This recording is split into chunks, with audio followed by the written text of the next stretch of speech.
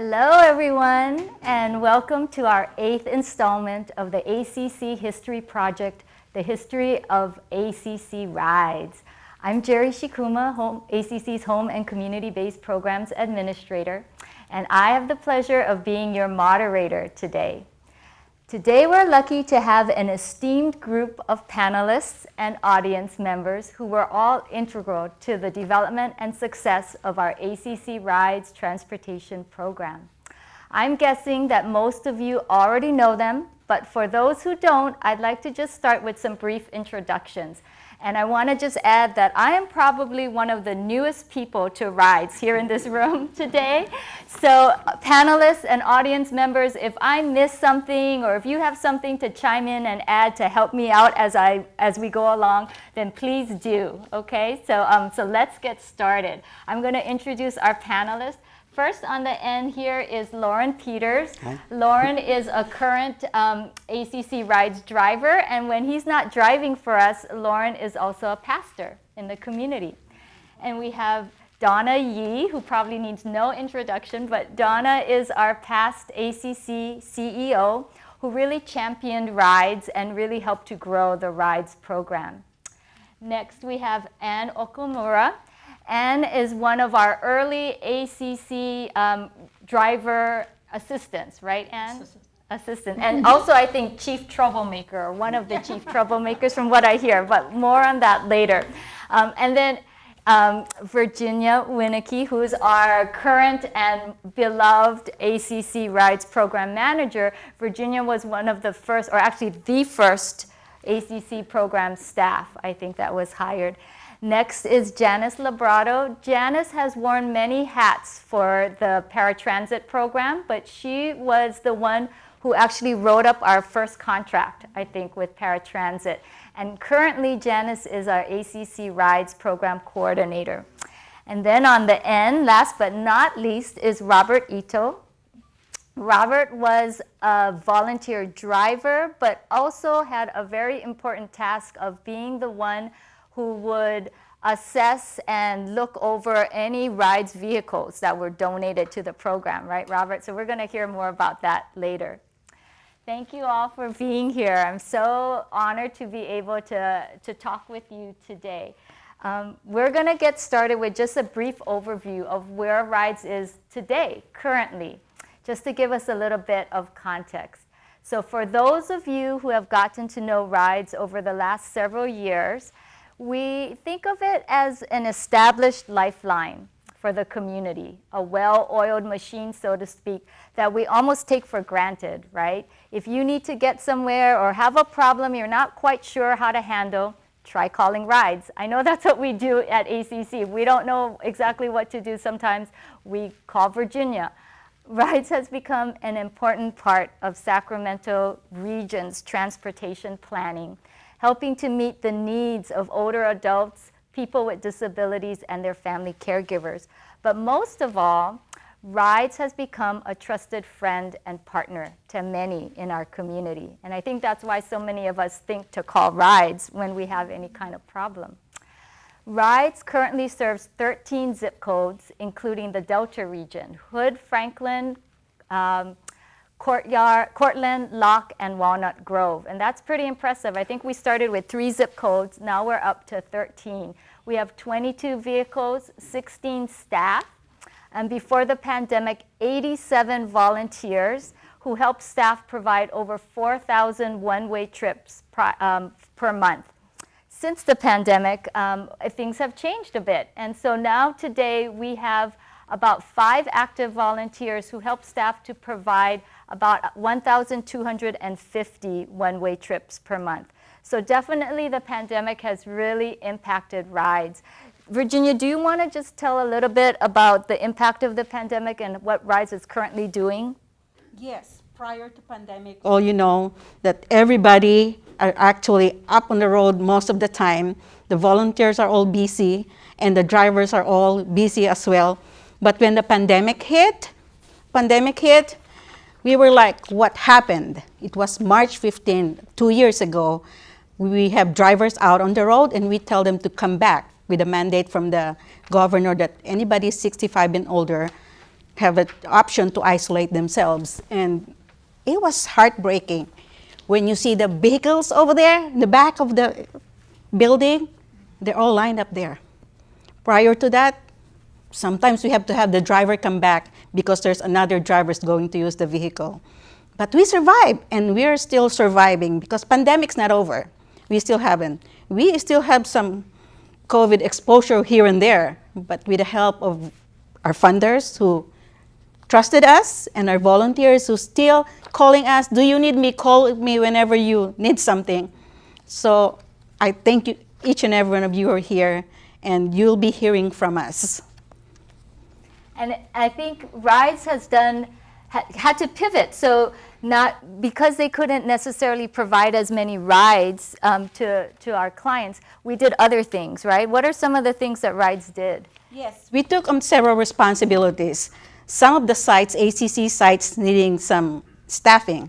So some of the ACC Rides driver who are trained to do other tasks, they were sent to care center, they were sent to GT, and some of them actually, most of them, help with the transportation of the meals, food deliveries. And that is a big undertaking that we have taken because our drivers are used to transporting people. They're not used of finding a location where they're going to drop off meals and going up on so many flight of stairs with so many meals in their cart, and sometimes there's no cart available. And most of the time, we get tickets, or because the parking in the downtown area is really difficult. So when the driver comes back, can we just go back and transport our clients? Because transporting meals is more difficult than transporting clients. I'm sorry, I have to say that. I'm sorry with the Meals on Wheels volunteers and staff, because that's what I hear from them when they come back. But hey, they made it. Once in a while, they call us for help, but so far in about a year, Meals on Wheels are doing their best with their volunteers and staff. Well, for sure, I think the pandemic had such a big impact, and I think it might be a topic for a future Rides history project, right, to talk about the impact of the pandemic on Rides. But for today, what we want to do is really explore and remember the early days of Rides when it first began some 20 years ago.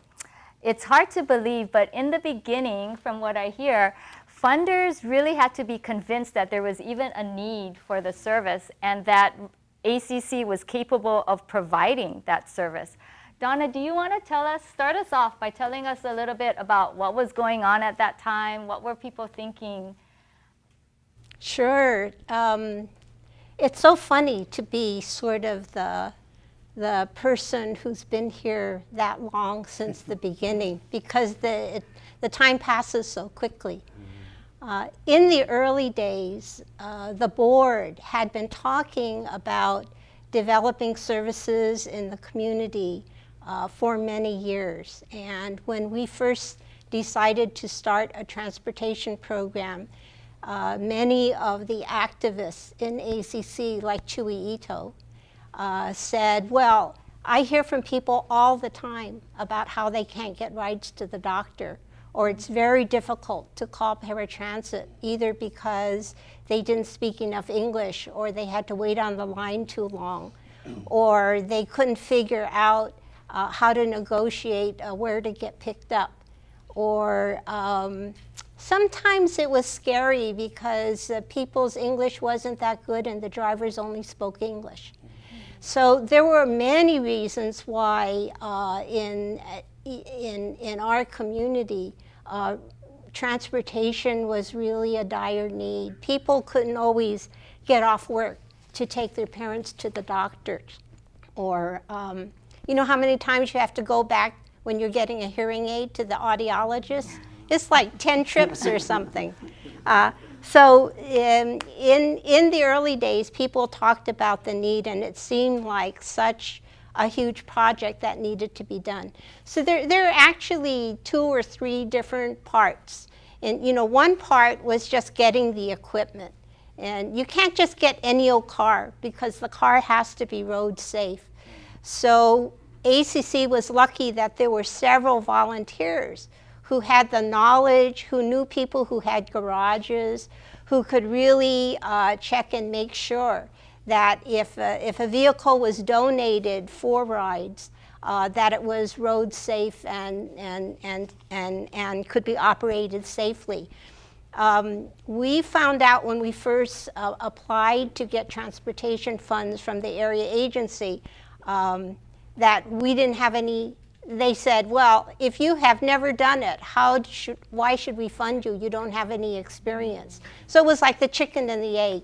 On the one hand, we thought we needed some funding so we could look forward to really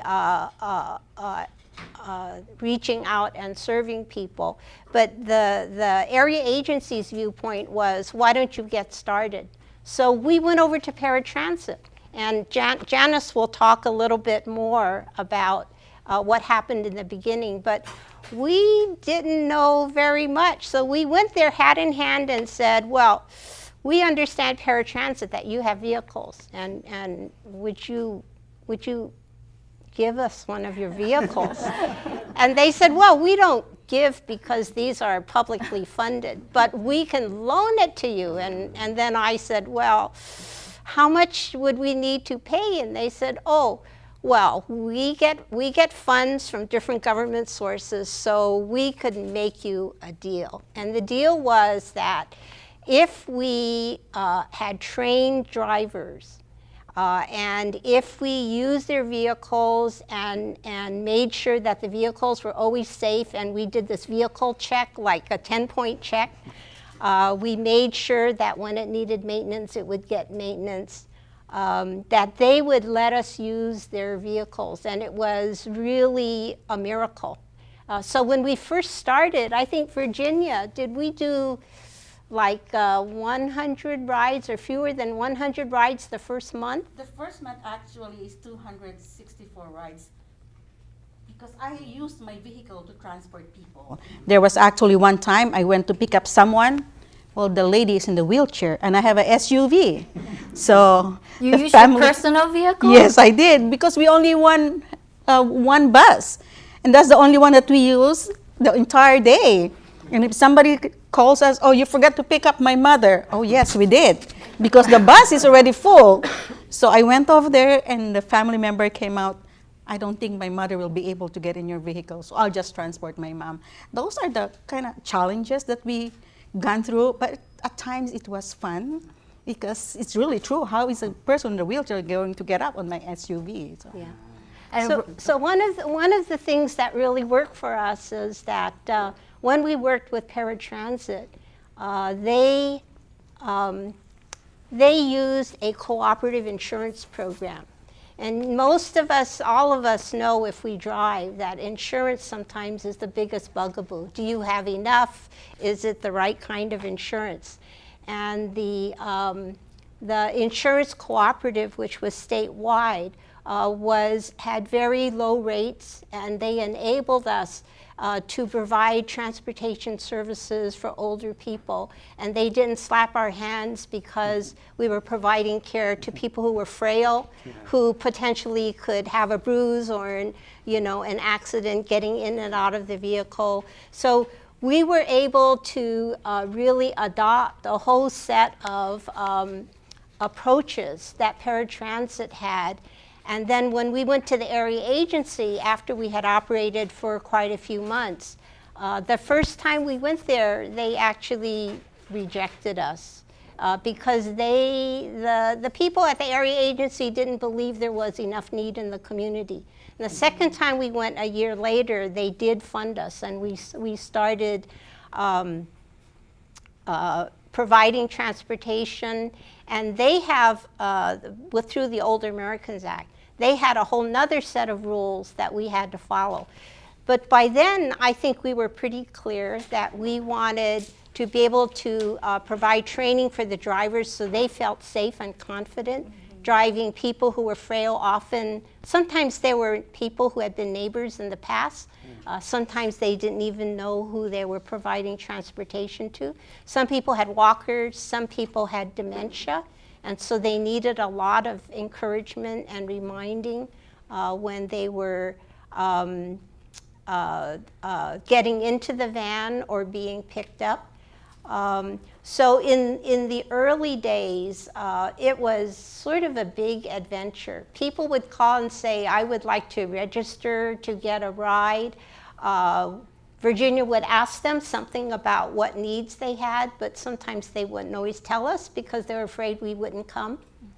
And so sometimes the drivers would get to a person's house and they would be surprised by the situation of the person or the kind of needs that they had for support or assistance. And I think later on we'll hear more of those stories. Yeah, so I'm interested, before we move on, I'm interested to hear from Robert. So Donna mentioned, you know, needing to start, right, before we actually even got funding. So I think one of the things Donna mentioned was equipment, and we needed more vehicles. And that was one of your jobs, was to look at vehicles that people wanted to donate, right? Do you want to tell us a little bit about what all that was like?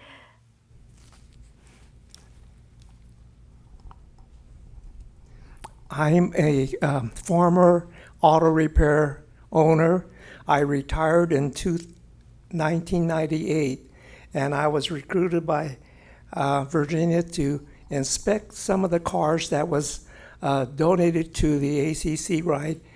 There was many cars, and we accepted most of it, I would say 98%.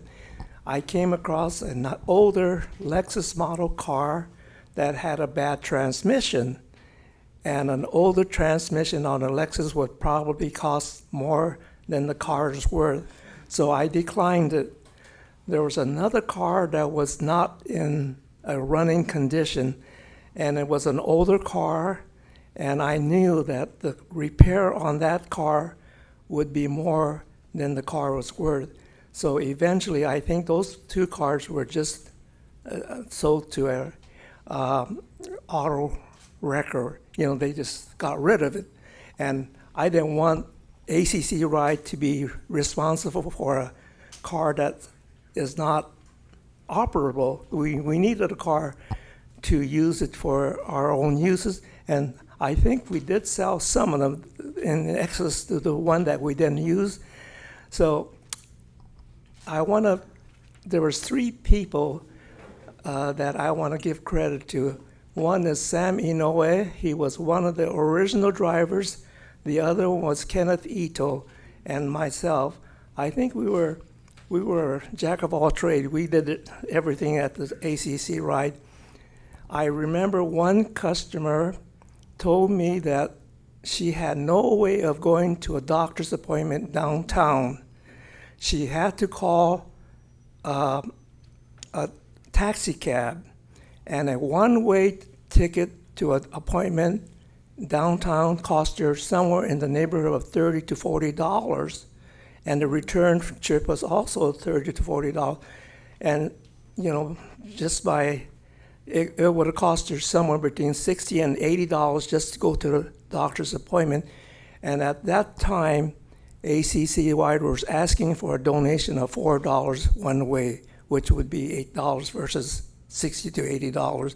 So I think, you know, for these older people, this ACC Ride was a godsend.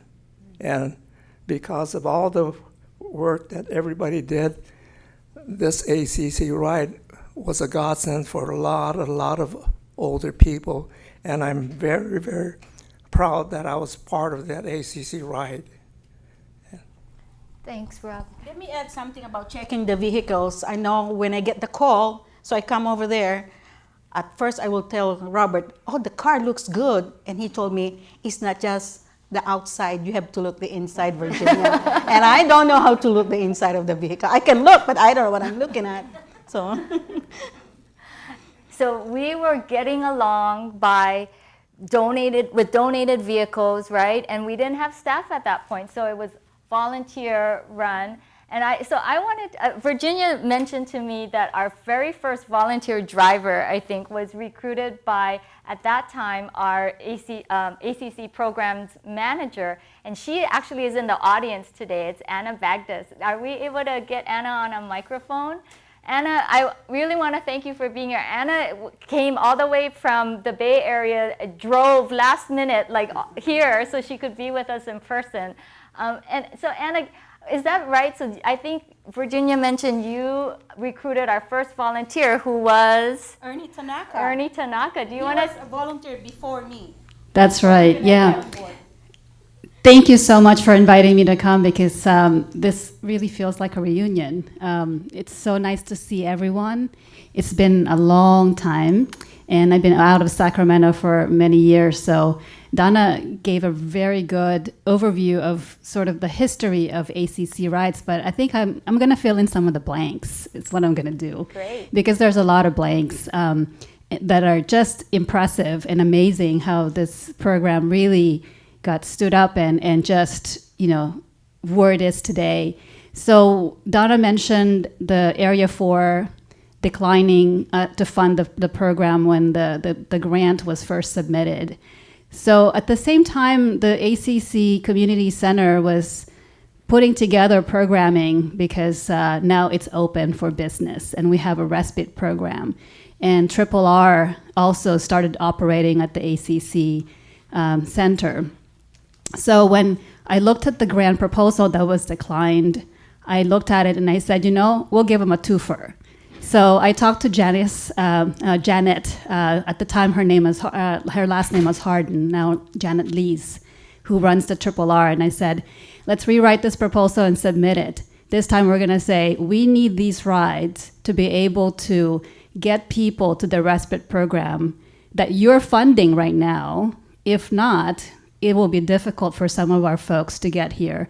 And so when we resubmitted the grant proposal, I think that caught their attention, and now they're getting not only an ability for us to really run the respite program the way it should be, and also getting people to the program itself. And at the time when we submitted this proposal, it was $24,000 on a program budget that was about $104,000. And I'm going, how are we going to run this program with $24,000 from the AAA? And at the time as well, when they were debating whether to fund this program, Donna took it to the finish line, and they were not going to do it. I am working at the AAA now, and so I know how the politics run. There's an advisory board, and there's a governing board. The advisory board did not want to fund the program, and that decision was overturned by their governing board, and that's how we got the money, because of Donna. And so with $24,000, all we can do is really get a part-time staff at the time, but we said, okay, we'll figure out how to make a full-time position. And so Virginia walked in the door, and I knew she was the right person to hire because she had the heart, she had the soul, she had the passion. She really wanted to make this work, and she was really in it to make it successful.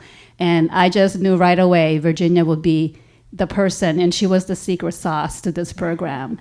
And Thank you. Chewy Ito does not like me at all. He keeps telling me until recently that you're still with ACC. I told him not to hire you.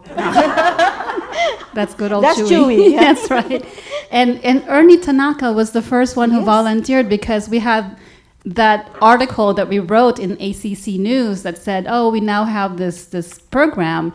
And Ernie saw the article, and he just walked in and said, I think I want to volunteer. And so he really was our very first volunteer. And Chewy, with his buddies from the golf club, said, you know what, I think I can recruit more people. So we had a group of men originally volunteering for this program. So that was just an amazing way of really thinking outside the box. Really coming together as a community that made this program happen, and as well as all the passion and the heart that goes into the program, because obviously we're in it because we want to serve our community, and we want to make sure that all of our seniors have a place and an ability to go wherever they need to go. And hearing that, yes, we started with 3 zip codes and now it's 13, that's just impressive. So thank you. Thank you. Yeah, I think that's one thing that stands out for me too, that because we started really as a program that was run by and for the community, right? It's a volunteer program, basically. Yes. That it seems like that's what characterized rides right from the beginning. Like, we weren't about how many rides we could provide or, you know, numbers. We were really about the people. And so that makes all the difference. I think from the very beginning, what was the main focus of the program was just helping people and doing whatever it took to get it done. Yes. So Virginia, you were, you know, as Anna says, you were the first staff that got hired. Tell us a little bit about those early days working with the volunteers. What was that like? You know, I would like Janice to say first how they started being, I was trained by Paratransit. I was one of the complainer. And Chewy's volunteers, they were so nice because I could not parallel park. And one of the volunteers actually rode inside the vehicle and told me, Virginia, you turn your wheel this way, turn your wheel this way. And eventually I was able to do it. But Janice can tell you more how our volunteers are trained at Paratransit. Great, Janice, please chime in. Hey everyone, hi. So we had worked at Paratransit with other social service agencies as well. Okay, take my mask off. We'd work with other social service agencies as well, and they all had paid staff. Paratransit had briefly had a volunteer program, and the magical word was flake. I mean, people would not show up, and it would be staff that would be taking time off to do the senior escort program. So when Virginia came and we found out, okay, they're just doing volunteers, we're like, okay, well, we'll see how this goes. But not only did she have, so Paratransit required anybody who was using their vehicles to also have their driver trained by Paratransit staff. So, okay, that was great, but we never had any clue how many volunteers she would have. Usually we would train 1 or 2 people for an agency. She had handfuls of people. And the other thing is that Paratransit would try to get their agency people in with their regular group of people going through the Paratransit ride program so they could, you know, train both drivers at the same time. So we would say, okay, Virginia, you need to have your drivers down here at like 6 o'clock in the morning. Well, that interfered with everybody's golf. So they didn't want to come down at 6 o'clock in the morning or 7 o'clock or what have you. So we kind of went back and forth. And like I said, I think they had one bus, this was 20 years ago, it's hard to remember, but she had a slew of volunteers. But their program, I was so impressed by how dedicated those volunteers were. I was always very impressed with ACC and the community and just the agency in general, because they had this wide variety of volunteers who were all not flakes like the ones that we had dealt with in the past. So we ended up, because this really wasn't working, we couldn't just tailor it to around Virginia's golf people.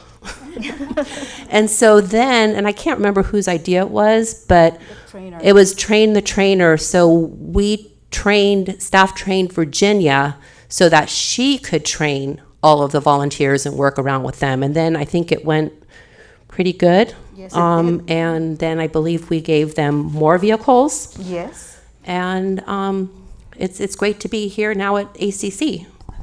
Yes. She used to work for Paratransit, just like Jerry said. Now, she's with us. So thank you, Janice. Glad to be here.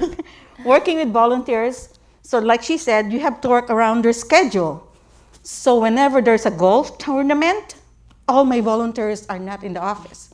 You cannot call anybody. So I told Donna, can we hire more volunteers, or Anna, I should say? Then come another group. Ball players, John Yoshikawa. Oh, okay. They have to go someplace else to play baseball. And then I thought, what else kind of ball games that these volunteers does? So it's just really hard to coordinate with them. So when that happens, I call those who doesn't play golf or ball games. Robert Ito, Ken Ito. So there are the guys that I don't think their interest is ball games. So I was very lucky to have them. And Ernie Tanaka, of course. And most of the time, they will cover the shift.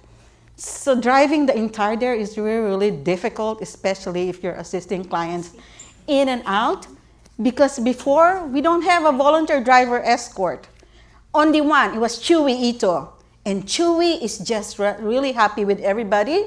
When you do backtracking, he will tell me all the time, Virginia, we've been to this street. Why are we coming back? I have to explain to him that the caregiver of the client is not going to be there until 3 o'clock. So we have to drop off one person, go back to another place, and come back to that same street. He does not like that one. And he is always late. And he said, where is my driver? And most of the time, Ken Ito will leave. So he will wait for Ken Ito, or we will drop him off for Ken Ito so he can help Ken. It was fun. Why do you think I'm here for almost 20 years? Because we were having fun. And I think Anne has some stories to tell about the training, right, that the volunteers went through? Oh, yes. I love the fact that the drivers were. I was one of the earlier escorts until they realized it's politically incorrect to say escort. Yes. But anyways, I was an escort for Ken Ito. And let me tell you, when I joined, Virginia said, oh, you'll have fun. All you have to do is work the lift, and help a handicap or wheelchair onto the lift, raise the lift, seat them, make sure they stay seated now, and stay buckled all the way through. And I thought, oh, I could do that. And then, of course, she said, don't forget, give directions to the drivers. And I said, oh, I could do that, That was before iPhones had the iMaps. And I joined, and I thought, easy peasy. I love to talk, as you can tell, so I thought I would sit there, and the very isolated seniors needed to talk. And so I would just jabber away, and we'd be talking and whatever. And one day, we were on the freeway, getting off the freeway on Laguna Boulevard, when the van stopped. I mean, it's dead in the water, on the street, right there in the fast lane, trying to get into the turn lane for dialysis. And I'm sitting there panicking. What do I do? What are we going to do? And Ken's so calm, and he said, well, first we have to get our rider to her appointed dialysis treatment. And so I said, well, how are we going to do that? She's up here. We're going to carry the wheelchair down. And he says, no. He pulls out this little handle. He connects it, and he hand wrenches that lift. Yes, thank you. The lift down, so that we were able to get the lady, the rider, down. And then I had to walk her all the way to dialysis from Laguna onto the dialysis place. And the poor gal, I mean, we were just, the cracks on the cement between the pieces, it'd go jiggle, jiggle, jiggle. And poor thing, I know she wanted to complain, saying, what are you doing, killing me before I get to dialysis? But she took it. We got her there on time, because, if you miss a dialysis appointment, you miss your chance at dialysis. And so it was the training that got her down, her to her appointment. And then we called Virginia, and Virginia brought the cones out, and she helped get a tow truck and towed the van, the big, big van that we used to have. So that training, it was a godsend to escorts, drivers, as well as our riders. Thank you. Talking about trainings, you know how short I am. And when you're doing the inspection of the vehicle, you have to see what's in there. So I will park the vehicle as close as I can to the curb. So I have a leverage about 6 inches. Then I'll be able to show them what are those pieces in there. But the guys trusted me, so we were able to pull it. That's amazing. This is a time that I would actually really love to hear from some people in the audience, because I know that many of you were once volunteer drivers or driver assistants, right, for ACC Rides. So I wonder, does anyone in the audience have like a story, something you would want to share, something you remember that kind of stands out from your time with Rides? Maybe something that was surprising or funny, or something that you learned. Anyone? Let me start it, Jerry. Okay. Maybe it kind of jiggled their memory, Yes. what they said. Do it. Ernie Tanaka, this guy, he was my first volunteer. I will give him instructions. Ernie, the street, I could not remember the name of the street, but there is a for sale sign at the corner. But the house got sold, so there's no more for sale sign.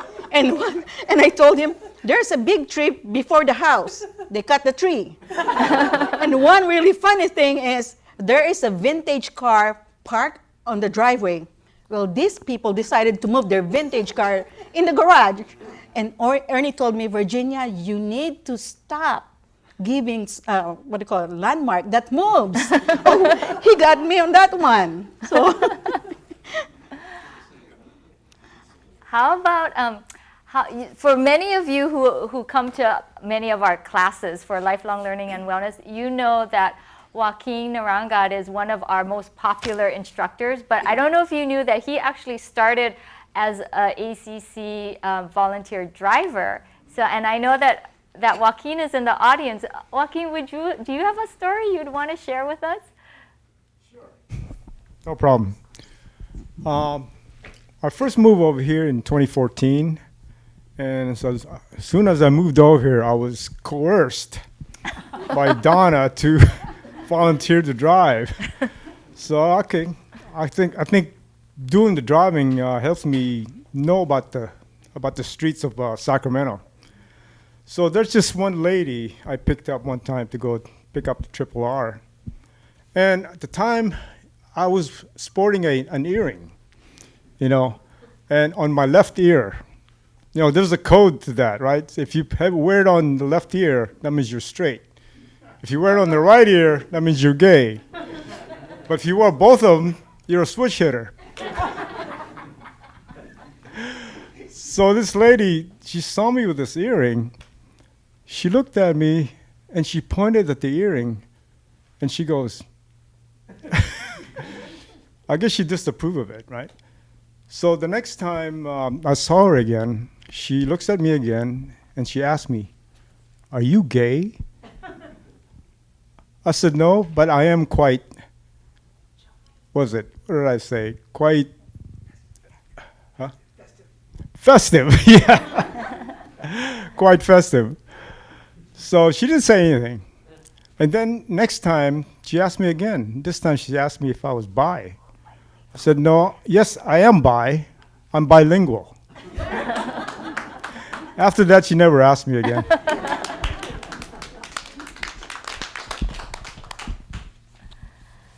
Anybody else would like to share a story? Come on, Bill. Come on, Bill. Oh, Bill. Come on. I am, I guess, still an ACC volunteer driver, and then also a Legacy Corps member.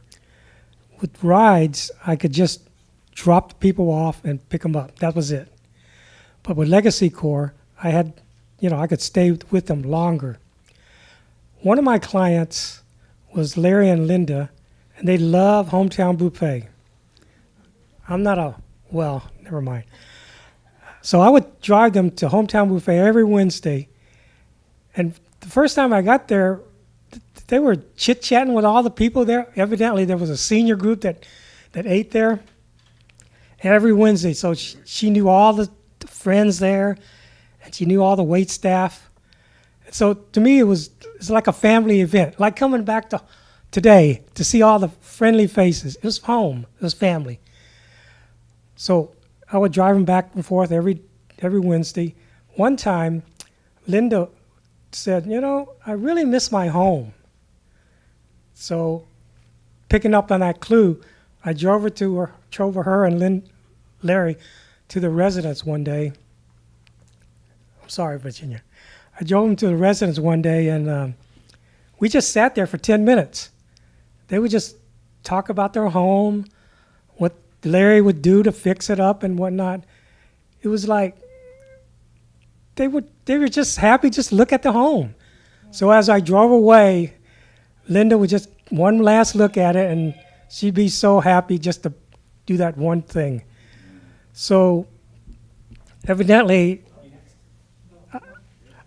I would drive them a couple more times, and they were just happy just to look at the house, see any improvements and whatnot, and even if they could spot a friendly neighbor or whatever. So, to me, it's the memories you gain from driving these people. With rides, you can only get a little short story, a little joke from some of our drivers. But, you know, when you do Legacy Corps with it, you could, you know, spend more quality time. That's it. Thanks, Bill. Really appreciate that. Maybe I can share John Yoshikawa's story. It actually involves the staff at AC inside the office. If you guys doesn't know John Yoshikawa can say all the XYZ word without a blip, okay? So one time,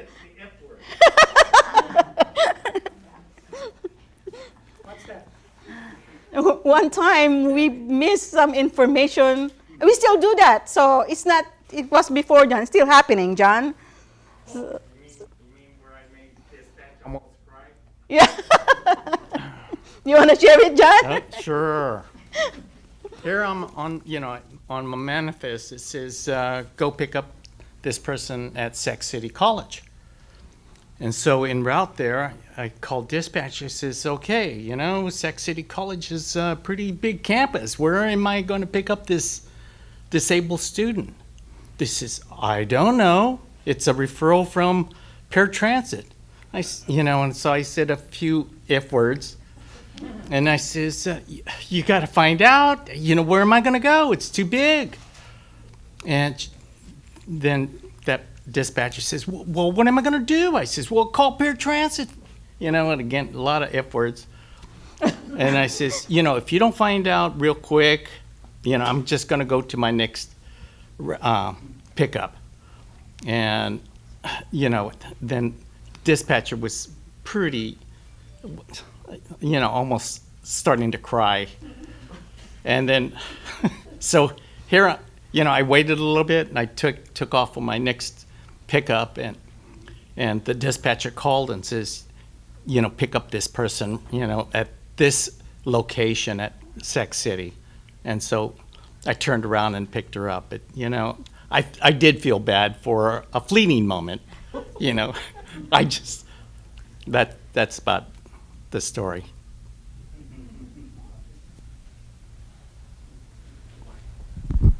Oh, we have one more from the audience. Can you please introduce yourself? I'm sorry. I'm Kim Yee. I volunteered before the pandemic for about 12, 13 years with Paratransit. I always enjoyed it.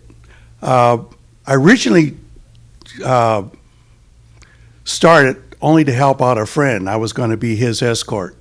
And after 2 escorts, Virginia says, he doesn't need an escort, you need to drive. So I was stuck.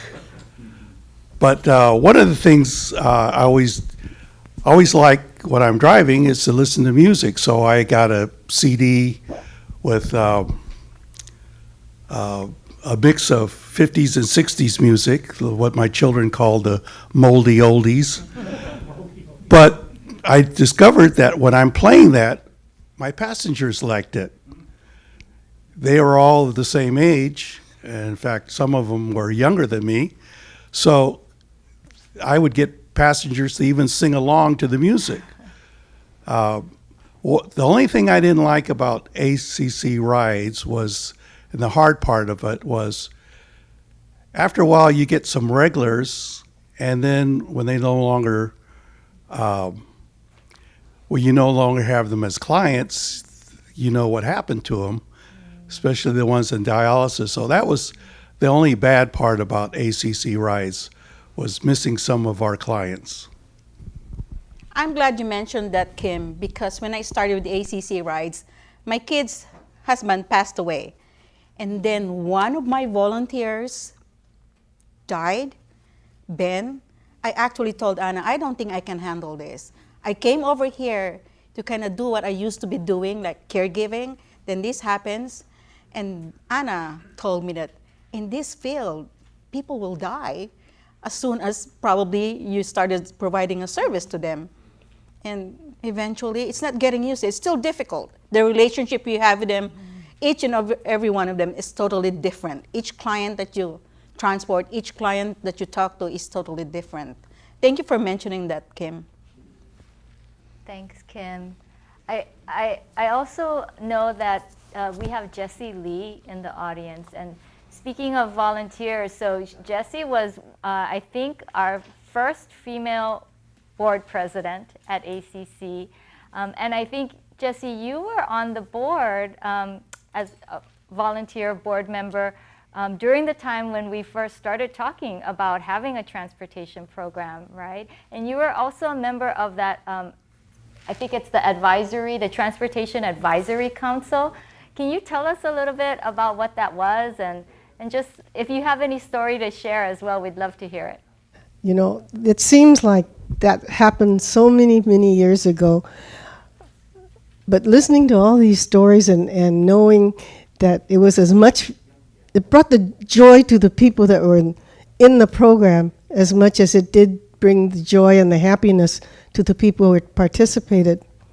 Well, I started on the board in the early 90s, and I was on the board for several years before I became president.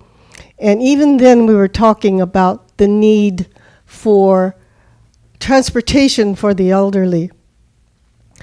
And it was just, there were a lot of things that we needed.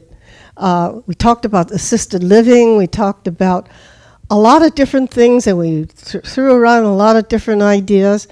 But we felt at that time that the most important thing was to be able to get the people to where they had to go. You know, transportation was just really one of the most important things that we thought that had the priority in our minds. And I remember many times when we tried so hard to get the ideas across, but you know, you can have all the ideas you want, but until you get the dedicated people who have the same passion, who really wants it as much as you do, and knowing the need that's there and willing to work for it, then nothing happens. And then we got Donna on board, and she was really the spark plug that started so many different things. And under her leadership and the dedication of the people that were in ACC at that time, how much they really wanted this program, they were all working together to get it going. And get it going it did. And Virginia, God, she's wonderful. She is the backbone. She's the rock, as far as I'm concerned. So, but you know, takes a lot of rocks and pebbles and everything to build a dam or anything. But you need good leadership, and we had that. We had that with Donna. We had that with Virginia. I'm sorry. Okay, and Anna here. And I remember all the times that we used to go to respite and all the other programs that we used to have. Like I say, there were many programs and many things we wanted to expand on. And I always thought, God, if my mom had only lived long enough for us to have seen what we could have put together or what she could have participated in. But there was no such thing at that time. But we really fought for things that were relevant to everybody, not just to certain groups of people, but that was open to everybody, the community. And the community got behind us, and that's what made the success. So thank you very much. Thanks, Jessie. And Jessie, you mentioned being able to hire or get the dedicated people, and they're really the stepping stones, the pebbles, the rocks that made it all happen. I wanted to just invite Lauren. So Lauren is one of our newer drivers compared to the days we've been talking about, up until now. But Lauren, to me, really epitomizes what you're talking about with hiring or, having dedicated volunteers and staff. Lauren, would you mind sharing any stories that you might have with your experiences as a driver? Sure. First of all, I would say I just really love working for ACC. It is a family, as people have commented already today, and it's not too unusual for me to call Virginia Mama. She's emailed her mama before because when she's on vacation, said all the kids are okay, everything's fine. But working for ACC for just a few months, and I've worked for now for 4 years and 3 months. But after a couple months, I was assigned to go pick up a lady who was a teacher's aide at a grade school up near just a little bit south of downtown. So I started up that way, and someone had told me what street I needed to park on, and then she'd come out. So I parked there, and knowing that it was going to a grade school, it would take a while maybe for me to figure out where she was or for her to come out. I got there early, about 20 minutes early, and I'm glad that the Rides program, the dispatcher and the folks help us to not have to rush to most of our appointments. We can just take our time, get there, relaxed, and ready to pick up someone. So anyway, this lady, I'll call her Jane Doe. And so I parked there. I got there about 20 minutes early, and I'm just checking the van out, put the ramp down. I think I know where I'm supposed to be. And then I'm waiting about 10 minutes. You know, she's not there. But I thought, well, I've got plenty of time. And then she came out, and she said, "Where have you been?" I said, "I've been right here. I've been here already 10 minutes. She said, "Well, you were supposed to come and get me."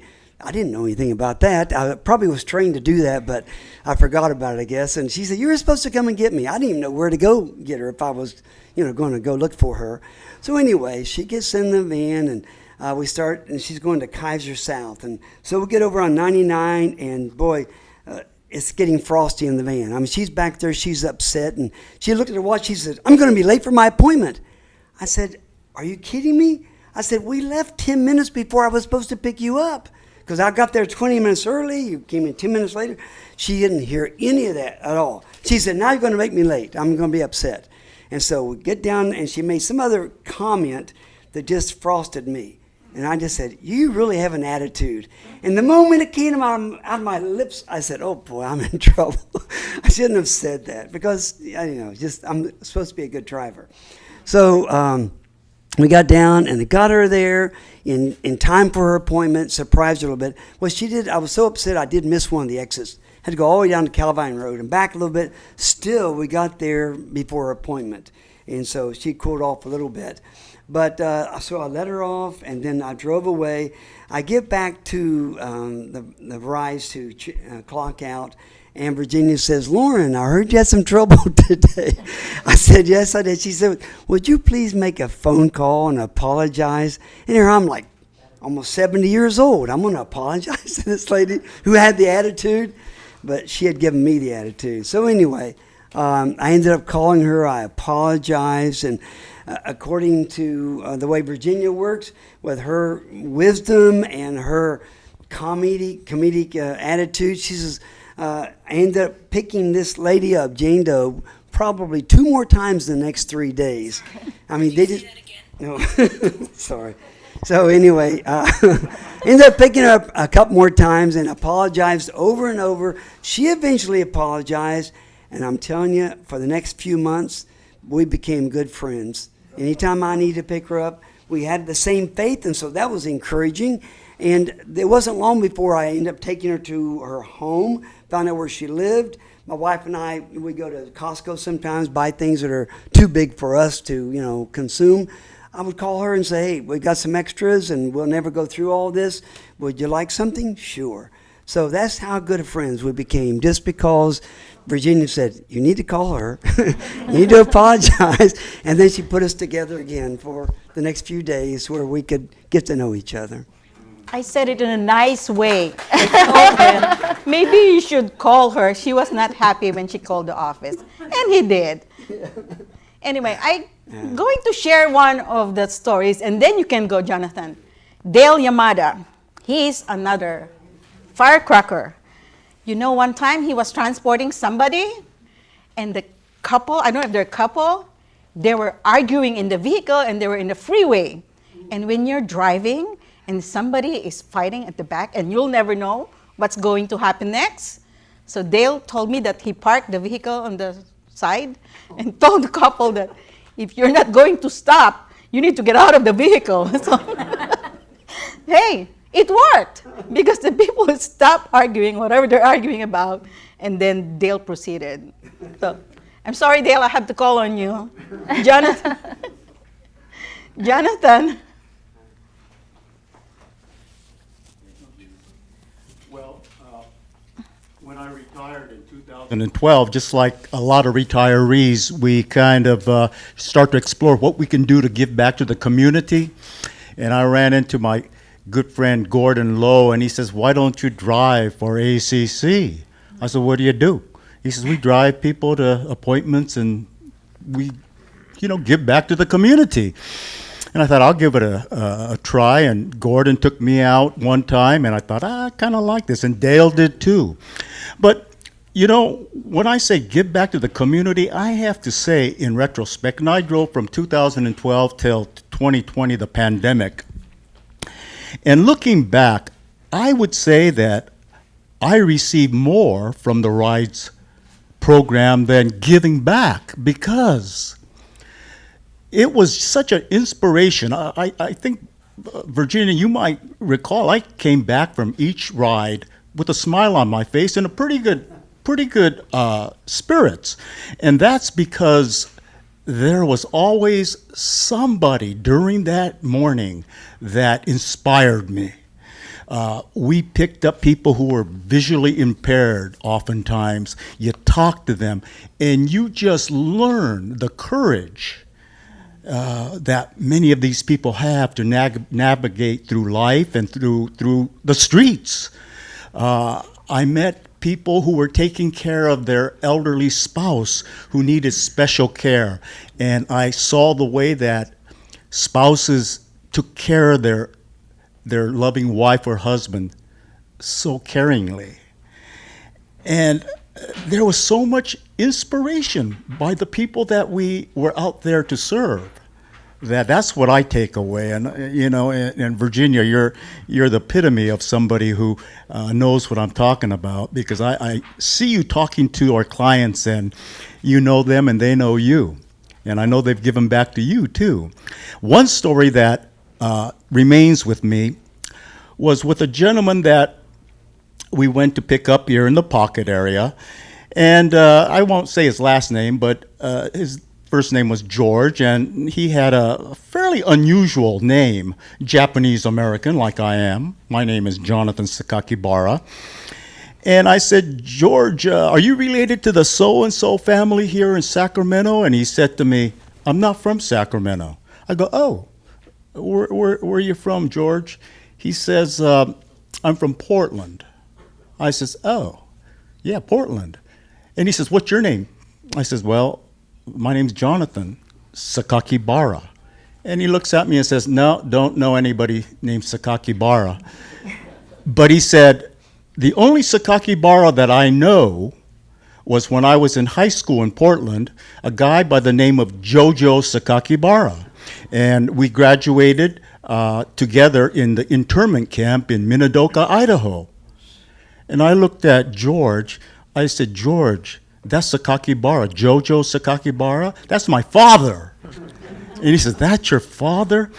And I, over a year or two that I drove him, watched him lovingly visit his wife every day for lunch. And those are the things that stay with me from rides, these inspirational lessons that I learned,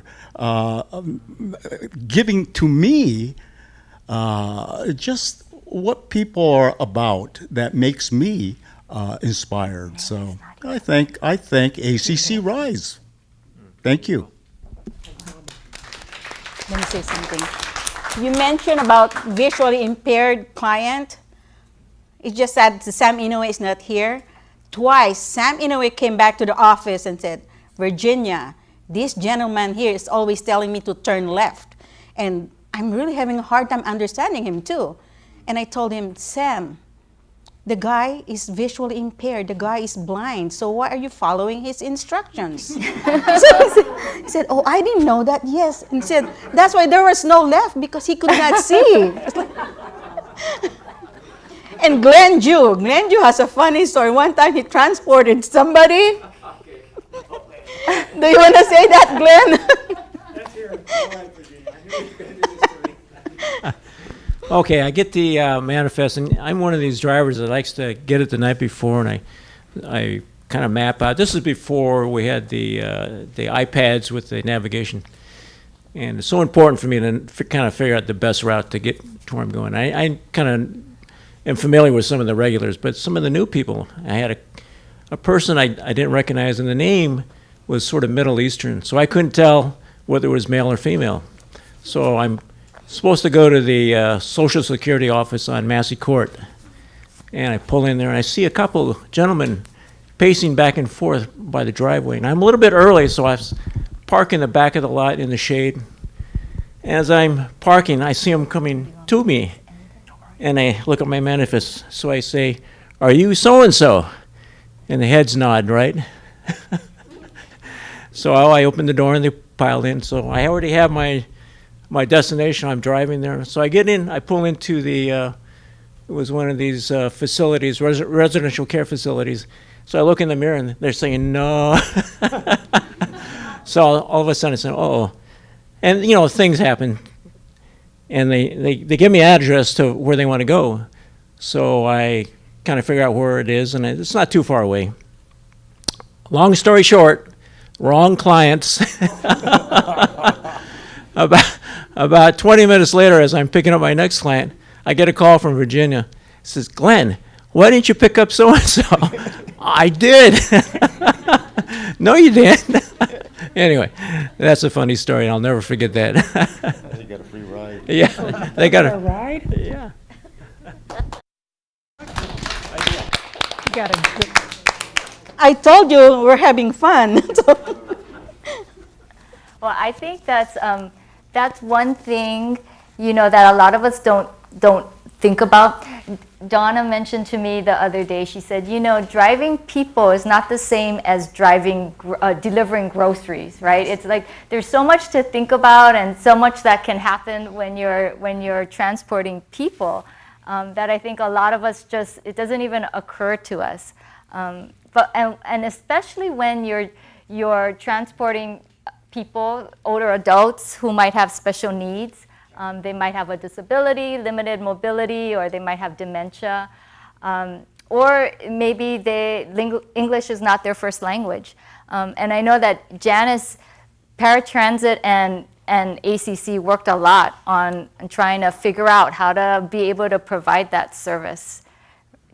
Do you want to say a little bit about that? Like, what were some of the challenges, or what were some of the things we had to do, like in terms of, I don't know, the equipment, the training, anything like that? Well, at Paratransit, we did provide information on how to deal with different disabilities. It was part of the sensitivity training that, you know, Virginia was trained on to train the trainer. Different things from people who are using walkers or people who are visually impaired. You have to be sensitive to people's abilities, I mean, and actually kind of cater towards their abilities rather than their disabilities, so to speak.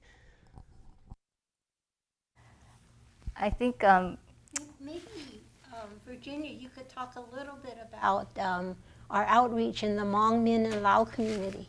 Oh, sure. When we started the rides farther along, I should say, that we got a little grant to support the Southeast Asian community, which is actually the Mien community group. And Neng is one of our drivers. Neng is a staff, actually. He's been here for over 12 years. And he transports people to go to their meal site. It was a nutrition site somewhere in Lemon Hill, yes. And I asked Neng, how do you communicate with them? Because this group of people, the reason some of them we cannot pick them up is because they don't even know how to use the phone. We brought them over here, we showed them how to use the phone. Still, they were not able to do it. So their family member, their children are the one calling. And of course, when you have to go to work and not thinking of that, probably have children also that they're going to take to school or what. They forgot about their mother or their father that needs to go to that meal site. So Neng, who is a Hmong, who speaks Hmong, I don't know how he does it. But Hmong and Mien, they don't speak the same language. So Ning is the one who always transport them, and for whatever reason, they'll make it work. So Well, share us your secret, Ning. well, it's not the secret. It's just like it's the what I call it. It's just the way how I approach the ladies. It's like, well, it's just that the dialect is a little bit different, and they can understand me just a little bit, and I can understand them just a little bit from my parents.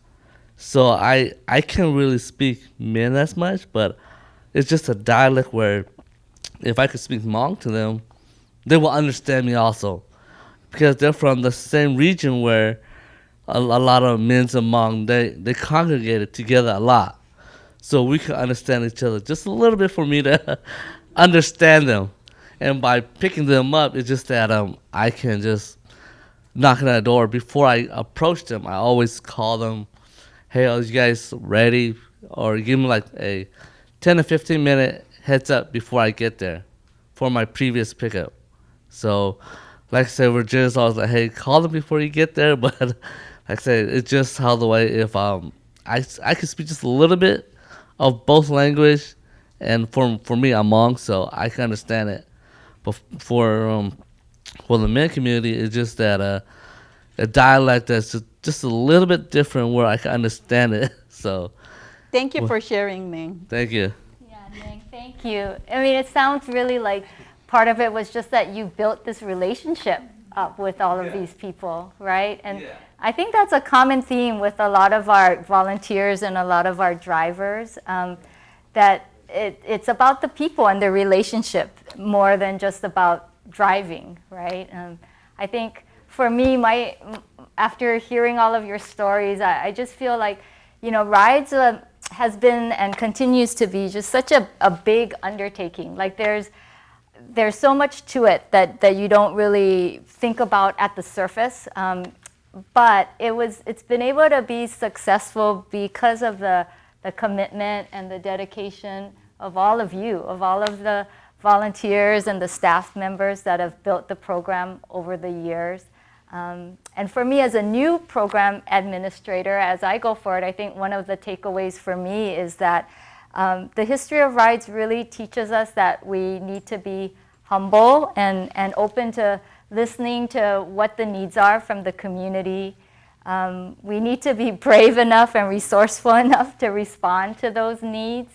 And I think we need to be smart enough to learn as we go, because from what I hear from all of your stories is that we really didn't know exactly what it was going to take at the beginning. And we just kind of did it anyway because we knew that it was an important thing that we wanted to get done, and we taught ourselves. We learned as we went. So as we wrap up for today, I wonder if anybody would like to share like what your takeaway might be from Rides, or what are some things that you really hope that we make sure to keep in Rides as we go forward, and maybe make sure that all of our ACC programs keeps as we go forward, things that we've learned from our experience with Rides. Does anybody on the panel want to start? Maybe I can start it. One of the best takeaway actually is support from the administration, support from the community, and support from volunteers and staff. All those people behind you make you push forward. And let me tell you this, when we added Delta region, and Aunt Donna actually asked me, do you think, Virginia, we can do this with a small amount that A4A is giving us? And Donna looks at me like, you can't say no. So she has that look that don't say no, okay? Well, we're talking about A4A is giving us money for this. Oh, we can make it work.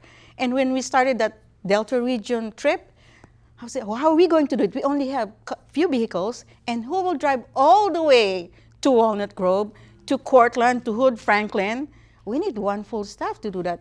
And what time are we going to start, and what time are we going to end? Eventually, we made it work. We start with shopping, and then we actually have people from Cortland attend the drop-in respite. And we also, now we have people going to doctor's appointment. So like I said, support from each and everyone who's here. That's one of the best takeaway as ACC Rides. Another thing that happened while we were starting the transportation program is we got a national grant from the Administration on Aging to really promote and better understand family caregiving supports. And one of the things I found it was such a learning experience was how Rides was really an opportunity to reach out to men in our community. Men who were, and the majority of the men who started out with Rides were caregivers themselves. We didn't go out and teach people how to be caregivers. There were so many caregivers in our community who, because they were caregivers, they had the compassion and they understood how to have the right attitude and respect for people that they were taking care of. It wasn't like, I'm the boss, you know, you're the rider. The other thing that happened was that in our community, it became more normal to both seek and receive services.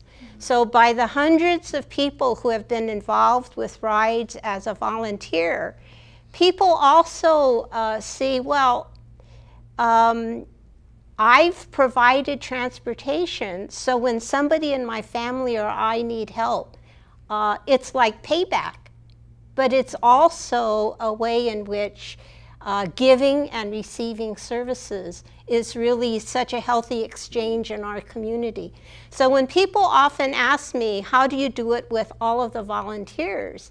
In many ways, it's really a community of learning. We're caregivers who are learning further about caregiving. Many people have never been in that position. They do rides and then they see so many models, and just as in the stories, we're inspired by so many people who are taking care of others and who are willing to receive care, right? And I think it's being in that community of caring is really what makes rides successful. And to have men be a major part of that, it's not like a bunch of women providing care to, you know, other people in their family, but it's really a shared experience. And when we had so many people who were couples, so we gave couples the choice of working together to be the driver and the driver assistant. But we also had couples who said, no, I don't want to work with my husband or wife. I'll help somebody else. And I think that in households then, there was a shared experience of caregiving, caring for others, doing service in the community without it being such a competitive or something where somebody has to teach you. It's a life experience that we learn by doing. You know, it's something that people did together and experienced together. I think Anne wanted to add something, and then Lauren, you have something to add. Well, I just wanted to add another thank you, because not only do we have the basics of grants and we have people who are volunteering, but when I first volunteered, there were times when we went from 7:30 to 6 at night because we provided transferring food from the nursing home at that time, it was called, to Greenhaven Terrace. And it was only after we started to get paid drivers that our schedules got a little bit easier to deal with. And so I want to thank all the people who have donated, who have considered all the people that need rides and have made it possible, donating cars, as you've heard, that have been so useful to us too. So thank you all, everyone. Can I follow through on what you said? Talking about meals, we provide lunch to the drivers. And in the very beginning, whenever lunch is ready, and Istar Miyagawa is one of our volunteers, he will come place, he will ask us, where am I going? So some of the drivers are like, I want to go in this restaurant, and one driver wants to go to this restaurant. So Star Miyagawa will be going places, and whenever you hear this, go to the break room each lunchtime. So before I told, don't ring that bell or everybody is going to the break room, okay? I kept this. Remember when we worked at 7:30 to 6, and we would run into the fast food. McDonald's was our best friend. Sorry, I'm mentioning their name, but because they gave us a chance to go to the restroom when we didn't have the time in our schedule. And also, I remember eating at 3:30 a quick chow down of an apple pie, because that's about the only time we had before our next pickup. Wow, we worked you hard back then. Huh? So thank you all for the progression we've had. Yes. Yeah, I also want to say thank you. Just as a driver, when Donna and Anna talk about caring and donating, wow, we drivers receive those things as well, not just the corporation as a whole, or I should say the family, but the gear that we're provided, the clothing, the great vehicles, well-maintained, periodically going to Paratransit so they can change the oil. We don't even have to do all of that. It's such a blessing being at a place where you feel like you're quality. You feel like what we do is quality. And it comes from the caring and from the donating. I know most of you here who have been volunteers are probably donators as well, or donors, I should say. And it just makes a big difference. It really does. It makes us drivers feel like this is a great place to work. Yes. Thank you. Maybe I can also say that writing grants was not really my cup of tea. And sorry, give me numbers, I'm okay to deal with that. But writing grants, but I have to thank Linda for kind of pushing me to do writing the grants. And lately, we got the most grant from Caltrans. You see all those new vehicles that we have? I wrote some of them, or most of them, from Caltrans. But believe me, I still does not like writing grants, okay? Well, thanks, everyone. On that note, I think we're going to wrap up for today, but it's been so nice to have everyone here in the audience and people joining us from home, and all of our panel members. I can't tell you how much I've learned from all of you and what a difference you all have made for ACC and for the people in our community, and for those of us who are coming and following after, to try and keep all of your good work going. So thank you so much for joining us today, and we will see you, I'm sure we'll see you around. See you next year. For those of you who's not aware, we will be celebrating our 20th anniversary, February 11 of 2023. Yes, so come and visit us again. Yes. So thank you everyone for coming, and thank you so much, Anna, for driving all the way from where you are to here.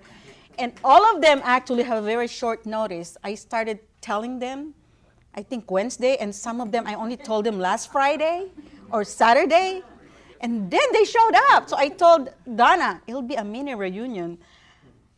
I want to be honest, I wasn't expecting this many people to show up. At first, we only have, 8? But I am very thankful that you guys showed up, guys and gals, that you showed up. Thanks a lot. Thank you.